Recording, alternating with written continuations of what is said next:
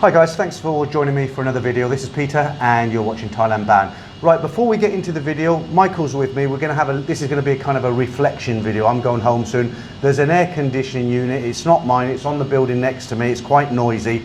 We've done a little test. I think this video will be okay sound-wise. If it's a little bit difficult to hear, apologies in advance, but as I say, it should be okay. Now somebody's shouting over there. So how are you, Michael? You okay? I'm doing Good great. to see you again. Right, so this is very casual today, guys. You know what my story is. I came out here for 3 weeks. I caught the big sea. I had to isolate for a week. I've actually been out here over a month now. I'm into my second month now. How long is it you've been here, Michael? I arrived on November 5th. November the 5th. So you've been here a good couple of months, haven't you? Maybe 3 months in. And I understand you want to go into Vietnam, don't you? It was supposed to open on December 15th, but they panicked a little bit with all the Western coverage on the latest variant. So why don't you just tell everyone what it is you do, because you've got to travel to quite a lot of southeastern countries, Southeast Asian countries, and you're waiting to get into Vietnam right now, right? Yeah, well, I own a company that designs and sources motorcycle apparel. So we have a lot of factories in China and Vietnam and Sure. Indonesia. Yeah. And so when do you think you'll actually be able to get into Vietnam? Well, technically, the borders are now open. Mm-hmm. It's just a question of the bureaucracy being able to sort out Yeah. get caught up. The flights are actually, you can book them online, but trying to get anyone to tell you exactly what's needed Sure, is yeah. still. So I'm hoping February 1st. Is it easier to get into those countries now than here, or is Thailand, because they've I don't know. I closed? haven't got in yet. No, of course, and they've closed it all up again here, haven't they? So, okay, so I've been here a month, you've been here 2 months, and really what I wanted to do today was just kind of share our thoughts on what's happening, because a lot of guys, you know, they watch these videos when I'm out and about, other people's videos. You ask questions, what's happening, and you know, Michael can give us his thoughts on what he thinks happening right now. I'll tell you my honest thoughts. So what do you think, Michael? Is it going to be getting better anytime soon, or can you see it going the other way? Or No, it's getting better, because I saw this today before I came over here, 3 different news articles that business people and groups are pressuring the Thai government to start the testing go again. Yeah. The hospitalization rate does not reflect the infection rate, and they're realizing what a lot of the Western countries have realized, that Yeah. it's basically going to be here forever. People just have to deal with it, and they're not having the high illness that they had before. Yeah. So I read in the Daily Mail this morning, I read it online, it's not everybody's periodical, some people don't like it, it's easy reading for me, but the message I'm getting in the UK now is that they're kind of treating it more as a cold rather than what's the other word? No, you've got Endemic. Endemic, that's the word I was looking for. So in other words, they're saying, well, we've had the lockdown, we've had the vaccines, we've done everything we can. It's here to stay. We're not going to get rid of it. Let's just live with it. That seems to be the message coming out of the UK. And in fact, on the 26th, they're going to be having a meeting to decide on lowering a lot of the restrictions, like allowing visitors into the UK without having to take an advanced RT-PCR test, which is what I'll still probably have to do when I go back this week or later this week. And do you think, do you yourself, you've been here longer than me now, do you think that's the way Thailand's going to go? Is it going to take longer, or? Well, this Friday, the government's having a meeting. That's how much pressure they're under. So I think Friday afternoon, we'll get some idea. So they have it. So I haven't read this yet, because I've been here having a good time, Michael. So excuse me for that. But so what you're saying is the government's having a meeting on Friday, Yes. and they're going to decide whether they're going to lift restrictions or add more restrictions, or. I don't want to say whether they're going to decide, but this is going to be the discussion, is if they should ease things up, because maybe they overreacted a little bit. Yeah. Because if you look at the deaths in the hospital from like 6 months ago, they were approaching almost 200 a day. Is 19 yesterday. Was it really? It's a fraction, and they don't give you more information. Of those 19, as far as you know, all 19 were people over 75 or over 200 kilos. So you don't really. How accurate do you think those numbers are, though? Do you think they're true figures? Well, I think all countries inflate them, because I've not seen any country in the world that when they give the rate, doesn't tell you, and of this number, this was the age, and this was the pre-existing. They don't do that. And when you dig deep and you see that, you get a totally different picture from day one, even from early 2020. Yeah, sure. There's a lot of guys who, I mean, obviously you're American, so you know the situation better there than me, but there's a lot of guys in the UK right now who really want to get out here. They've had their lives put on hold for 2 years, as far as a lot of them are single, a lot of them are divorced, separated, whatever you want to call it, and they just want to get out here and have a vacation, have a good time again. And I know several people who actually got their Thailand pass, but just looked at all the news, everything that's going on, and they just decided, look, no, this isn't for me, because, you know, I might arrive there and get tested positive. I might get tested positive on day 7. Look what happened to me. I was going to board a flight and I got found positive. I had to isolate for 7 days. And I think a lot of people are watching very, very closely because they want to get back at it. What's your predictions? I know you don't know, but what do you think will happen over the next kind of month? Well, I think that things will loosen up in a matter of weeks, not months. It has to. They've already crushed the economy, the tourist part of the economy, so much over the last 2 years. Yeah. And if you see the normal life, if it wasn't people for wearing masks, you hardly would know there's any problem. A lot of it's down to business here, isn't it? Because if you don't know, guys, if you've not been to Thailand, the hospitals are very, very good. They're second to none. In fact, Bumrungrad, which is located on Soi 3, just over there, was voted 5th best hospital in the world. But it is a business, so when you go into hospital, you're charged for the room like a hotel room. You're charged for the meals, all the treatment, so it's in the hospital's interest to give you as many tests as they can. And you know, I think it's true to say that if you do get put into hospital, you'll get as many tests as they can give you. That's one thing, watching a lot of the YouTube videos and seeing comments about people traveling here and seeing posts on Facebook, is I'll see people like asking what is the cheapest travel insurance, what's the cheapest insurance they can get that covers the Thai government requirements. To me, when you look at the cost of coming from Europe or the US to Thailand, I'm not interested in saving $50 on travel insurance. I got $2.5 million of insurance when $50,000 was covered. Yeah. It included even air ambulance fees back to the US. I mean, it only cost me like $200. I could have bought the cheapest insurance for like $37. And you're saving $150. Is it really worth it? I mean, it's not. So, No. and especially with the amount of time I'm spending on a motorcycle, I don't want to have any. Just out of interest, does your insurance cover you if you have a motorcycle accident? Because a lot of the insurances will cover you on everything except motorcycle accidents. I have 3 different insurances. My normal U.S. insurance, which covers it, my normal travel insurance, which covers it, and my special Thai policy, which covers it. So at this point, like an accident, I can almost pick up the card and say, which one would you like? Sure. I mean, what a lot of people might not know, they've seen you in the videos with me before, but Michael actually, he rides motorcycles himself. He's got a motorcycle here. I believe it's a 250. Kawasaki. Kawasaki 250. Michael rides all over the country. I mean, you went up to where did you went? You rode down to Pattaya and all that. And where else have you been? Rayong, Koh Chang, Hua Hin, Chiang-Mai, and north of Chiang-Mai, all over. So. Sat nav, it's a wonderful thing, guys. You can go wherever you want. I wouldn't mind doing a bit of that when I come back later in the year. So anybody who's watching this, should they keep their fingers crossed? Is it going to go the right way, or is it going to go the other way, do you think? It's loosening up, and depending on what the person wants to do, like for what I'm doing, it's great now. I mean, if you were just interested in the nightlife entertainment, then maybe you want to have some reservations. But for my trip here, I would have even done the 15-day quarantine. I've had a great time. Because you could stay for a long time. Yeah, and I'm not in the city. I'm you know, the farther you get out of Bangkok, the less you see any issues. Sure. I mean, that's a good point Michael's made. You know, a lot of guys will come here just purely for the entertainment, for the bars, female company, that sort of thing. You know what I'm talking about. If you're one of those guys who's not interested in that, then Thailand's still a great place to come to. If you don't mind jumping through the hoops at the moment, which we both think are going to be eased off very, very soon, they're not going to last too much longer, then it's definitely worth a visit. As far as the nightlife goes, there is still nightlife. I mean, okay, when I got here, I was very lucky. The bars closed at 11. Now they're closing at 9. It just means you plan your day a lot earlier. You go out at 5 o'clock instead of 7 o'clock, 8 o'clock. But you'll still have fun. You don't drink at all, do you? The bar scene is absolutely not you, is it?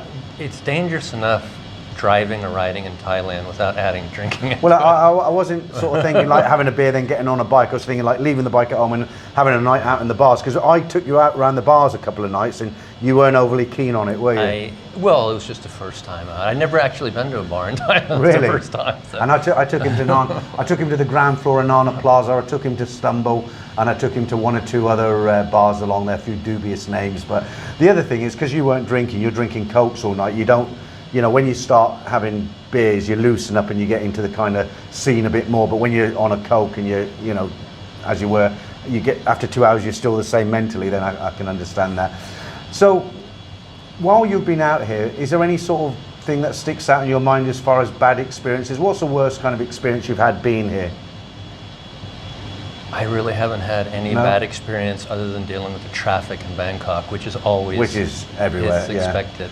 So, I mean, if somebody was to ask me, I would probably say I was just unlucky. I got tested positive last week, and it was a pain in the backside. I had to isolate for a week, but I'm over it now, and I wouldn't wish it on anybody. But hopefully, like you say, it's a cold. And you were telling me in America there was a million people a day catching it. It's come down now to like I think 500,000-600,000. I mean, that's quite significant, isn't it? Incredible amount, but it was up to like 1 million a day. Yeah, but when you think about it, okay, 500,000-600,000, that's a lot of people, but it's come down maybe 55%, 60% from what it was. Well, you put it in perspective, the entire population of Iceland is 300,000, so yeah, it's like the entire population of Iceland twice getting infected. Well, the UK, and I'm talking Scotland, England, and Wales put together, I think it's something like 80 million. You know, similar figures to Thailand. Like Thailand. So, okay, what about the other end of this scales? What's been your kind of best experiences? You've been out here for 2 months. Obviously, you've been riding a motorcycle around. The mountains northwest of Chiang-Mai, unbelievable. Yeah. And the thing that was shocking to me is I expected the geography and the climate to be different, but culturally it's different. It was like a different country. Just the driving. I mean, people actually stop, even motorcycles stop at red lights and wait. It's just, I've been everywhere in Thailand, and the driving's the same until I went to Chiang Mai, and it's like different. Yeah. So why don't you tell everybody about that funny story you told me? Because Michael goes everywhere on his motorbike, as I said, and he went up to Chiang Mai, all the way up a mountain where the air is fresh, the water's so clean. He went up to see a national park. You take it from there. Well, I've been traveling for the entire pandemic. I started out in December 2019 in southern China, and then I went to Hong Kong and Vietnam and Thailand, and I've been in Ukraine practically half of the entire time I've been outside the United States. And one of the things I notice is how governments are very similar, no matter what type of government they are. Their reaction to this situation is very similar. So I got to this beautiful mountain. It's quite a far ride outside of Chiang Mai, not easy to get to, wouldn't be easy to get to in a passenger car, maybe a four-wheel drive truck or motorcycle or it's ATV. And I ride up this mountain, which is like in the Sierra Nevadas in California, beautiful pine trees, blue sky, and I get to the very peak, and there's a giant sign, like 4 by 4 meters big, and with red lettering saying that the national park is closed to try to prevent the spread of COVID. That's funny, that is, isn't it? It's incredible. So, was there anybody who was actually enforcing that? So when you got there, there was one guy, a young guy, on a motorcycle. Cool bike. It was a Honda 250 off-road bike. And his job was just to make sure that nobody got in. I don't think it was a job. I think he was almost like a volunteer, like a park service volunteer. But in any case, he was there, and he was doing absolutely nothing except for telling people that the park was closed. But once you're there, you're on top of the mountain, so I'm not exactly sure what the point is. If they wanted to close it, they should have put him like at the bottom of the mountain, because you're there. What is they closing? The oxygen, the air? Yeah. He was very nice, very friendly, and didn't do anything. I mean, I took pictures, I stayed there, and I came back down. But it's just like in the military. There's unbelievable rules for the purpose of nothing but having rules. Right, right. I mean, the other thing is, I suppose, looking at it logically or unlogically, however you want to put it, they might have brought out a rule and say, right, we're going to close all public parks and all public spaces. And as ridiculous as it seems that that beautiful mountain with all that fresh air is closed because of what's going on, it might just be a case of it's a public park and they said all public parks. Yeah, but that's crazy, because it's been known since day one that these respiratory viruses do not spread very well or at all in outdoors and open spaces. So you're forcing people back into their homes, apartments, condos, restaurants, hotels, shopping malls, where you should be telling them, go out, get on the beach, get out in the park, walk out in the sidewalk. Anything outside is better than anything inside. I've read this before, because in the UK they did the same thing. They closed the beaches, they closed the parks in London and everything, and people said the same thing, you know, like you've just said. I read recently, I think it was just yesterday, that once it's an airborne disease, but once it's out, after sort of 5 minutes it loses something like 50% or 60% of its infection rate, and after 20 minutes you can't. There's a lot of information that shows there's basically no chance of being infected if you're like outdoors in open air. What about this close to you, if we got it? One of us have got it. I don't know. I'm not a doctor. I'm not going to make medical things. Well, I've just had it, so I think you're okay. But there's a famous television clip that came out of the United States from early on in 2020 that shows these Southern California law enforcement police launching a boat, like if anyone's ever watched Baywatch, right in that area like Malibu, launching a boat and going out and arresting a teenage kid on a surfboard like a half a kilometer out in the ocean all alone because he's breaking the COVID. Yeah. And people are just watching this thinking, this is nuts. Yeah. I think we've got to go through this phase to get over all this kind of stuff. And I think in the future, like you said, I mean, governments now, they're going to realise it's like a cold. We're not going to get rid of it. We've had the vaccines, we've had the lockdowns. I think we've just got to learn to live with it. And from a Thailand perspective, guys, if you've been looking, watching, waiting to get here, I don't think you've got much longer to wait. No. What do you think? No. The only problem now is it's going to get hotter after February. Yeah, I mean, a totally different subject away from the what we're talking about. I mean, the weather is absolutely fantastic. I can't remember when I used to live here because I used to spend a lot of time in the air conditioning on the PC and stuff. But this time of year, December, it's understandable why it's a busy season because the weather is so nice, really nice. You can actually go out and walk and it's a little bit warmish, but it's not like 38 degrees where you walk out and you get absolutely sweaty within a minute. December and January are the 2 months to come. So what? Yeah, good months. But what's the main differences? Because I'm asking this for a question because I'm going to tell you what I noticed. But as it is now, obviously there's a lot less tourists here. Have you noticed anything that's a lot different to when you would normally come here? Well, this is very crowded compared to when I was here last year because I came in December 2020 and was here till April 2021, and there was nobody in the country. No. It's like mobbed now compared to then. It was like abandoned then.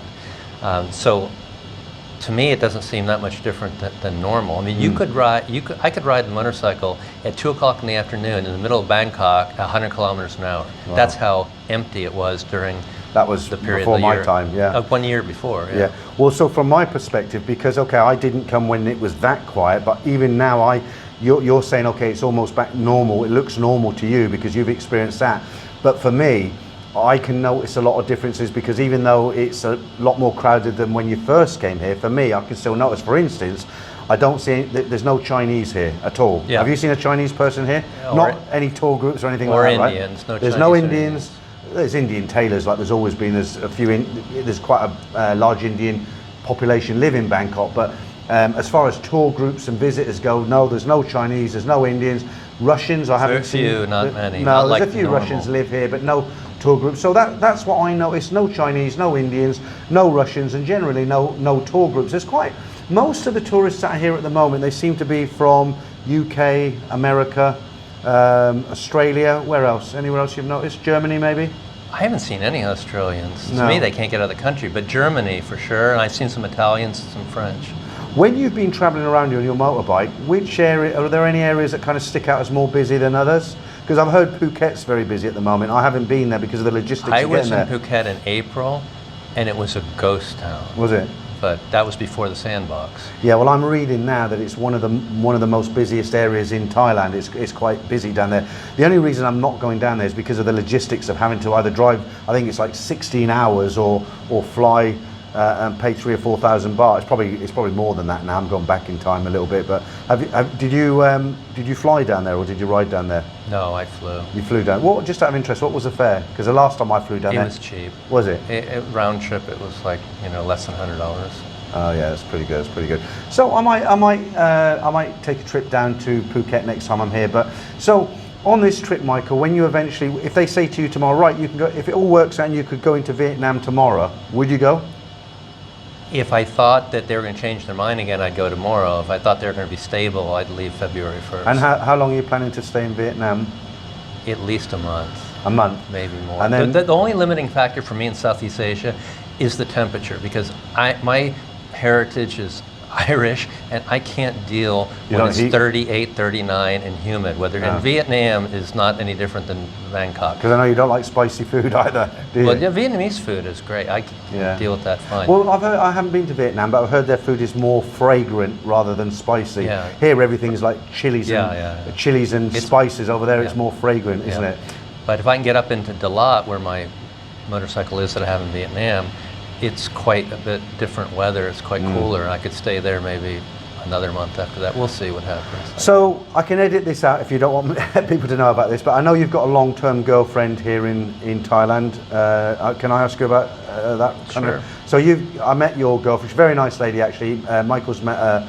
I don't know whether they call her a girl or a woman. She's kind of in between, isn't she? But she's got her own business. She's got a nice car. She took us out. That doesn't sound too good. She's in between. I sound like the No, lady okay, boy. no. Okay, let me read. I'm not going to edit this out. I'll keep it raw. But what I mean to say about that is, she's not 19 years old and she's not 60 years old. I didn't want to ask the question, how old is she? So what I'm trying to say is, all right. she's kind of like 30, 40ish, I guess.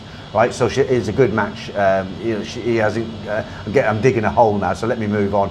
So Michael's got a very nice girlfriend. I've met her. She's got her own business. She's got her own house where Michael keeps his motorcycle. She's got a very nice car. She picked me up with Michael. We went out to dinner to Asiatique, was it? On the waterfront. It was very, very nice. And so that was a long way around to build up to my next question, which is, if you go to Vietnam, you get all your business done and dusted, then you head back to America. Have you got any plans, bearing in mind you've got a girlfriend here, what would be your next step as far as coming back to Thailand? Or I never travel in Southeast Asia like April to September. so is there any plans? The other problem is the rain, because Yeah, I sure. love to ride, and it rains like monsoon rains, and it's a death trap riding in the course. city with all the oil and rubber on the roads when it's wet. And the worst thing as well is, like you said the other day, if you can't see the actual road, if there's, I was say that much water, it's normally that much, but there could be a pothole, and if you're on a motorcycle and your front wheel hits that pothole, have you ever come off your motorcycle here in Thailand? No. Because I had a motorcycle, well, I say I had a motorcycle, I had one of those step-throughs. I don't think I ever had an accident either. You think it would be so dangerous, but I was actually lucky. I didn't have looking back, I don't think I had anything. You've never had anything either. No. So back to that question there, you wouldn't come during the hot season, obviously, because you don't. Because it's wet too. It's not just wet. hot, it's Yeah. wet.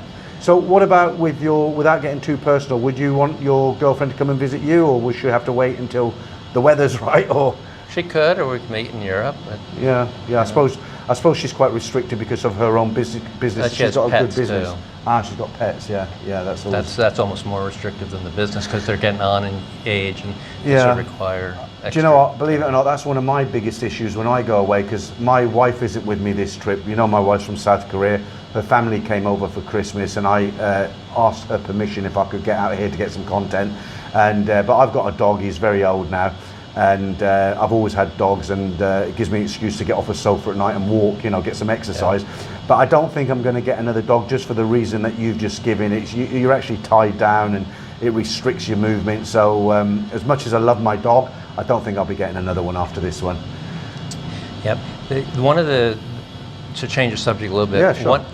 I can't understate the differences between being in Bangkok, though, and being out even a couple hours. Yeah, it's like a different world, really. Yeah, sure. All the restrictions, even the way people act or are. I mean, if I got 2 hours outside of Bangkok in any direction, really, if it wasn't just seeing a mask, I really would not know No, it would anything. be the same, yeah.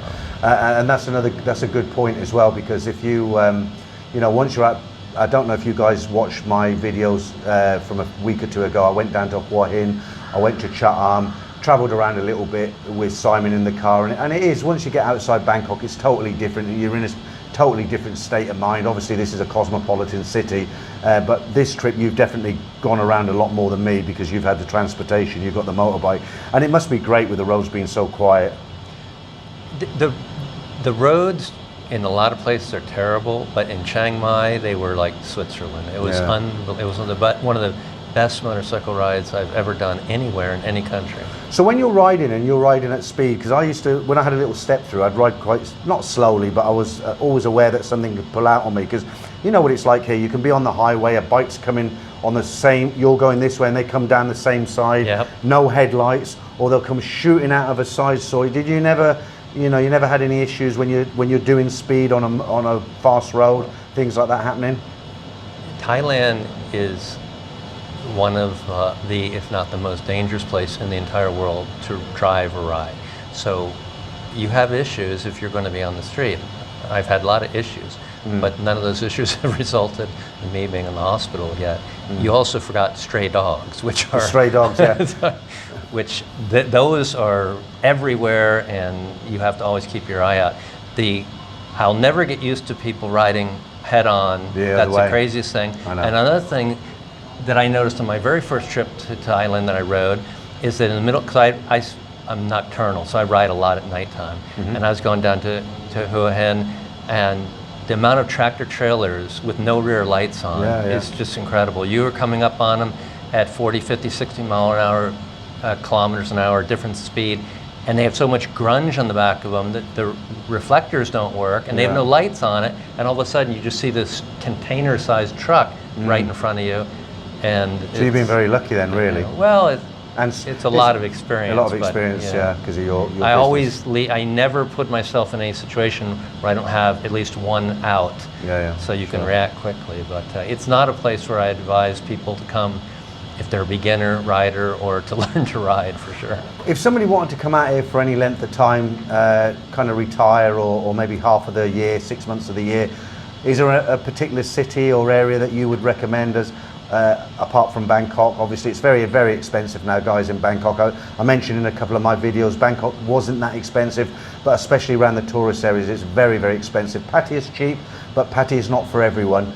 What about you, Michael? To me, in the north, because it's cooler, the roads are great, they're not full of potholes, they're nicely paved like you'd see in Europe or the US, and it's just far less populated. The air is cleaner too. Yeah, to be fair though, probably I don't know if you don't realise this, but like Chiang-Mai, for instance, you said it's very quiet up there, the roads in are good. the city. But at the moment, you know, normally before the pandemic, you had a lot of young IT people up there, people who worked on the internet, drop shippers, YouTubers, all that sort of thing. They could work anywhere, but a lot of them are based in Chiang Mai, and they go to these kind of cafes where they all link up and stuff.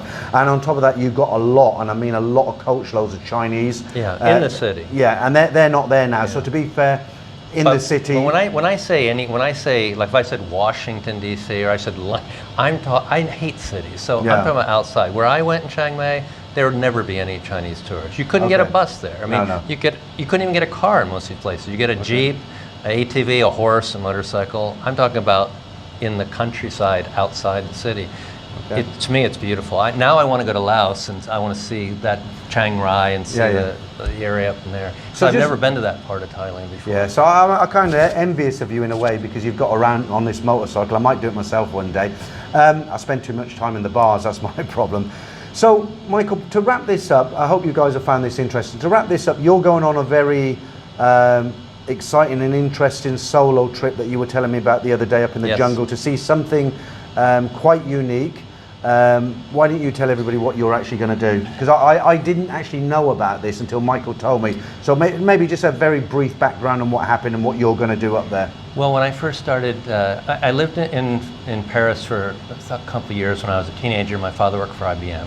And when I came back to the US, I decided to go in business for myself. And I started to import AGV helmets, the famous brand from Italy. Right. And the year that I started doing this, in the late 70s, AGV sponsored Niki Lauda, who was the world champion Formula One, the most famous Austrian Formula One driver. And he was in a terrible accident in Nürburgring, Germany, and was almost burned to death. He was given the last rites. He wasn't expected to live. He did survive. He came back and he won the championship again. And AGV sent this helmet to the United States to be in a trade show. I remember you saying, I actually was afraid they were going to lose it, because to me the thing would be an invaluable collector's item to some rich person like Formula One racing. So I offered to keep it for them in safekeeping, and it stayed in a glass case in my living room for like half a decade. Right. At which time they asked to have it sent to Japan for a trade show, which it was promptly stolen and never seen again. Oh wow, yeah. So after getting out of Formula One car racing, Niki Lauda started an airline, and called Lauda Air, and he bought Boeing 767s, which were the new, wide-body plane at the time. And in May of 1991, one of these flights coming from Hong Kong to Bangkok to Vienna crashed just 40, 50 minutes off of takeoff out of Bangkok into a national park, which is a very remote area, even today, very remote. You can't get to the... By motorcycle, by foot. You can't easily drive there. And because it's so remote, the plane was never really recovered. They didn't make any effort to recover the plane. They got the black boxes, and people stole things that were of value, but the big pieces of the plane were never removed. And it's still there today. And you were saying the condition of this aircraft is still, you can still see the paintwork. You can still see the Austrian flag, the logo Lauda Air, the pieces of the plane are all, laying, it's in a bamboo forest at like, I don't know, 1,500 meters, 2,000 meters up. It was 30 years in May 2021, so a long time. And it just seemed like an interesting ride, especially with my So just to make it clear, you're going up to look at this wreckage of this aircraft? Yeah, but I can't even ride my own motorcycle there. I'm renting an off-road motorcycle from an American guy that owns a motorcycle rental place here in Bangkok. So you're going on your own up there, aren't you? Yeah. Because I find that kind of spooky. I'm a little bit suspicious, but how many people were on that flight who... Almost 300. And they all got killed, It's didn't the worst air tragedy in the history of Thailand. So this aircraft crashed 50 minutes outside of Bangkok. Well, what happened is anyone that's flown knows that when a plane lands, thrust reversers come on to help slow the plane down. The brakes alone can't stop the plane. Right. This was a software defect that Boeing had that no 767 had ever crashed up to this point. This is the first one. Right. And the left thrust reverser deployed at like 30,000 feet at 600 miles an hour and just ripped the plane apart. And the plane broke up in midair. All the pieces fell in this national forest. Yeah. So when you go up there, I know other motorcyclists have been up there. I've seen when you told me the story, I had a look on Google and there's pictures. It's not quite sad. It's very sad. But when you go up there, bearing in mind there's no kind of villages right next to it. It's very remote. You're in the jungle. This aircraft crashed. 300 plus people on it. I mean, how are you going to feel walking around that aircraft? You can walk on, you'll probably get into the aircraft, what's left of it. Does that not kind of faze you a little bit, the fact that, you're going to be in a location where 300 souls could be?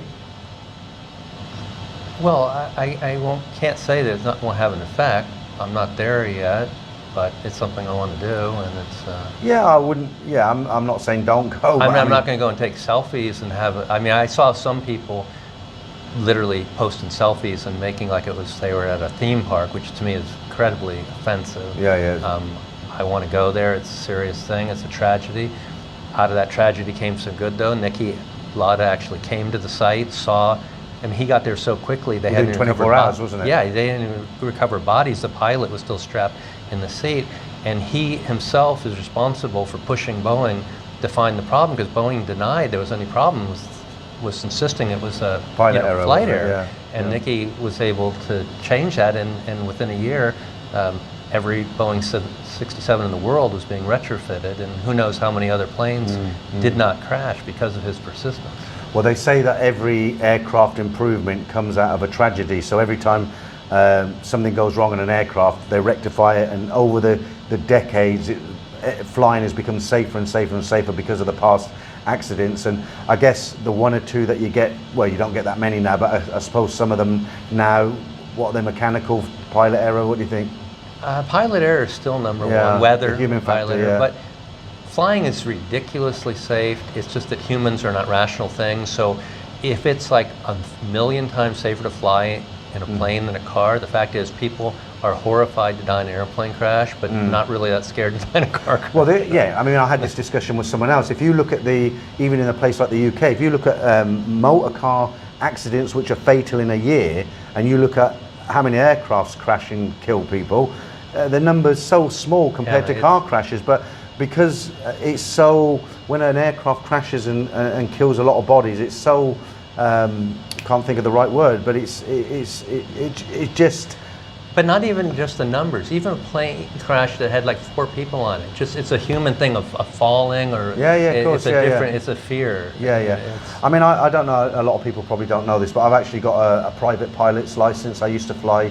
You call them ultralights in the US. We call them microlights, but not the ones with the triangle wing. They look like normal aeroplanes, and you do actually get used to. You do realise how safe flying is. I think most modern aircraft now, they've got 3 systems built in, so 2 of them can go wrong and the third one it will still work. And with me even flying ultralights, you know, when I first started flying them with an instructor, I was scared to death, but you realize if the engine stops, it's not going to drop out the sky. You can still land it, you know, you just still fly it, you know, and your confidence comes up, as it were. I fly so much, and I just have a big interest in aviation accidents, just as a curiosity. There's a great couple good documentary series, some out of UK, Canada, and the US, and I've probably watched every single one at least once, and including the Lauda Air one. Well, they're not about car crashes, but one of my favourite ones was the I forget what it was called, but it was these pilots. They couldn't get a job. They're just freshly qualified pilots, and they had to get hours in. So they went into the Australian bush and they flew a Cessna Caravan, and they were flying into rough strips, and that was quite interesting. I don't know, probably a lot of viewers have seen that as well, but that was just a personal one I like. So anyway, good to speak to you again, Michael. Okay. It's been good to meet up with you. Michael's, like I said, Michael's been here for a couple of months. I've been here for a month. We have been out. We've been out for meals. We've done some various bits and pieces together. We've made some videos now. This will probably be the last one for a while. I'm going back this week. I'm testing myself every day now, self-tests, and I'm going to go to the hospital and get another RT-PCR test before I board the flight. Hopefully this time it will come back negative, and if it does, I'll be on Thai Airways, and it won't be long before I'm sitting at home thinking, was I really in Thailand a week ago, 2 weeks ago? And the sooner I get back, the sooner I can make plans to get out here again. So Mike, I wish you all the best of luck for your trip into Vietnam. I hope that all works out for you. I hope so. Regards to your girlfriend, very nice lady, and thanks for joining me on today's video. All right, and have a good trip back. We'll catch up soon.